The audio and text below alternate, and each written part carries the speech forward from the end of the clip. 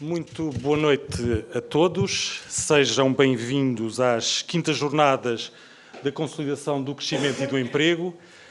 Antes de mais, enquanto Vice-Presidente da Comissão Política Distrital, dar-vos as boas-vindas ao Sr. Ministro da Educação, Professor Nuno Crato, à doutora Elsa Cordeiro, minha colega deputada vogal da Comissão Política Nacional, e aproveitar também cumprimentar o nosso secretário-geral adjunto e amigo Carlos Silva, que aqui está connosco, o deputado Nuno Matias, todos os companheiros e companheiros, senhoras e senhores jornalistas.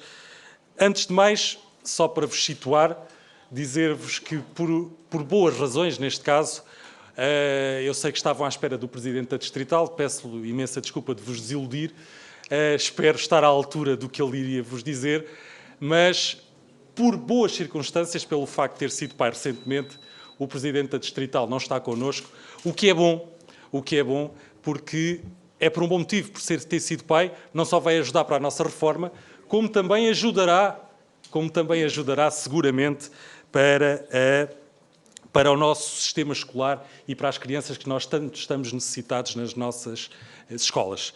Antes de vos dizer propriamente as palavras que vos queria transmitir, a mensagem que vos queria transmitir, dizer-vos muito claramente aquilo que vai ser os trabalhos desta noite, e nomeadamente à comunicação social. Depois da minha intervenção e da intervenção quer do Sr. Ministro, quer da deputada Elsa Cordeiro, vamos ter esta sessão, tal como todas as outras, estão a ser transmitidas online. Depois das intervenções e de, se elas entretanto chegarem, algumas perguntas que sejam colocadas pela via eletrónica do site do PSD, e aí a quem elas forem colocadas, as questões seguramente ainda serão respondidas depois naquilo que é o diálogo com as companheiras e os companheiros e as senhoras e senhores que aqui estiverem presentes, as questões que queiram colocar a qualquer membro da mesa, mas seguramente ao Sr. Ministro, que será aquele que mais questões terão para colocar, como é óbvio, já não será aberta à comunicação social, mas naturalmente teremos todo o gosto que até essa altura a comunicação social esteja connosco a ouvir aquilo que temos para vos dizer. E aquilo que temos para vos dizer tem muito a ver com aquilo que é o desígnio destas quintas jornadas. Desde o início deste mandato, desta legislatura, que o PSD assumiu o compromisso de fazer estas jornadas com um motivo e com uma razão muito clara. Fazer aquilo que é o balanço, prestar contas daquilo que tem sido o trabalho do PSD no Governo, no Parlamento, mas naturalmente, essencialmente, no Governo. E é importante as pessoas perceberem aquilo que tem sido o trabalho e aquilo que têm sido as dificuldades que o país tem atravessado, mas essencialmente as dificuldades que o país tem vencido.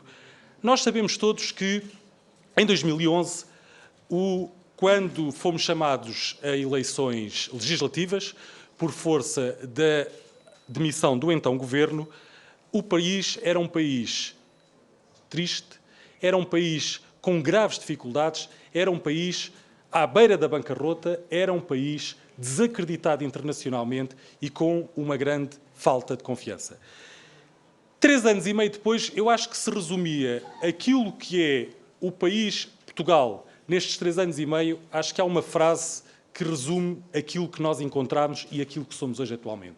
Da bancarrota ao crescimento.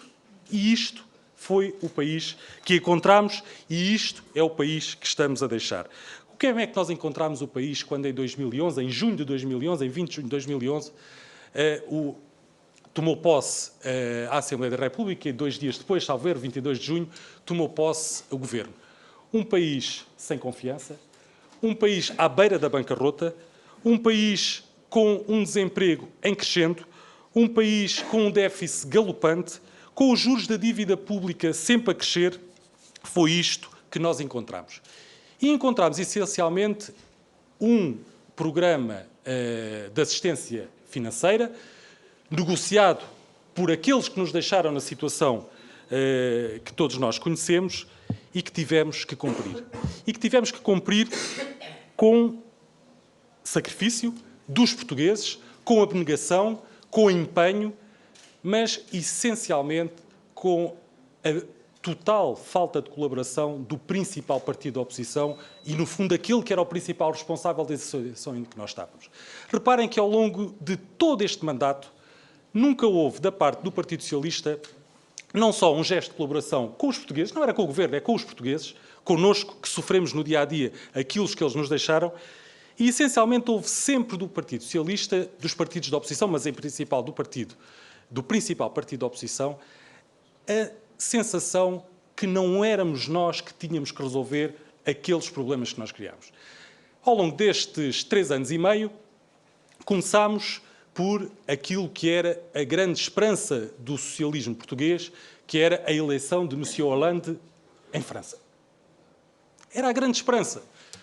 Eleito o novo presidente de França, eu esperava, a julgar por o que diziam os nossos opositores, que todos os problemas se resolveram.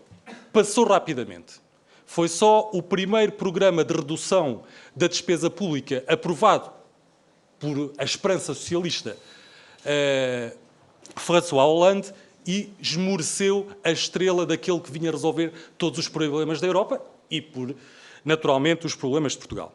A seguir, veio a esperança do Sr. Renzi, em Itália. Mas o Sr. Renzi começou a dizer coisas que nós sempre andámos a dizer. É verdade. Que é, nós não podemos gastar mais do que produzimos. Nós não podemos deixar aos nossos filhos dívidas para eles pagarem. Quando o Sr. Renzi começou a dizer isso, lá foi mais uma vez a esperança do Partido Socialista. E chegámos a 2014, 2015, estamos agora, e vem a nova esperança do Partido Socialista. Percebemos há pouco tempo, não tínhamos ainda percebido, nós pensávamos que a grande esperança do Partido Socialista era o PASOK. Afinal, descobrimos que é o Syriza.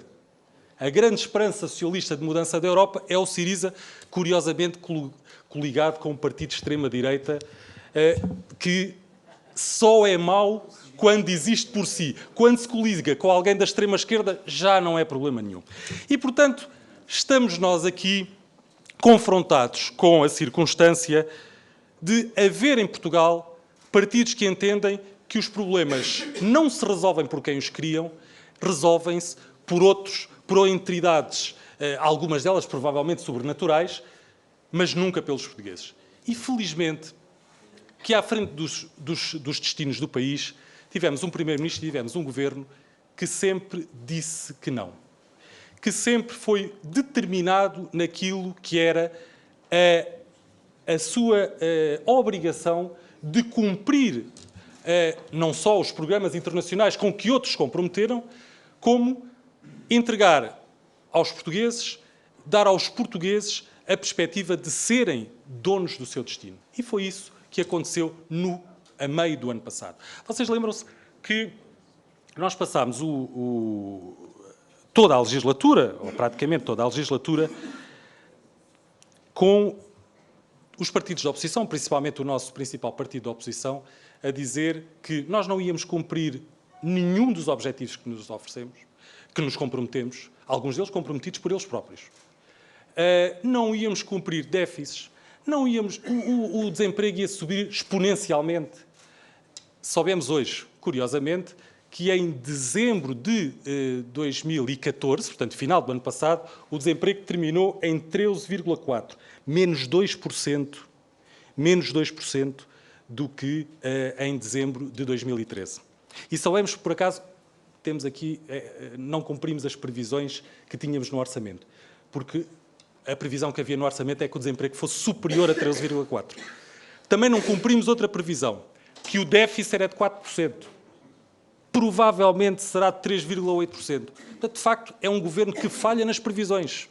Temos uma vantagem. É um governo que falha nas previsões para baixo.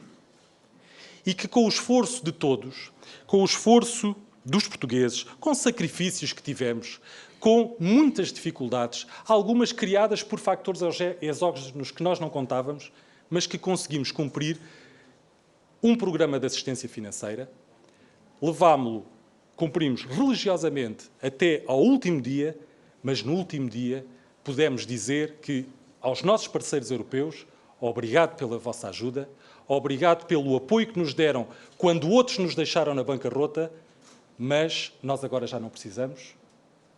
E sabemos honrar aqueles que nos souberam ajudar, sabemos honrar os portugueses e estamos agora disponíveis, pelo nosso pé, servir Portugal e os portugueses. E foi isso que este Governo fez e é isto que eu acho que devemos todos, com frontalidade, dizê-lo, mas essencialmente com uma coisa muito importante, com orgulho da obra feita de Portugal, dos portugueses, e dizer muito claramente: custou, foi difícil, mas fizemos-lo.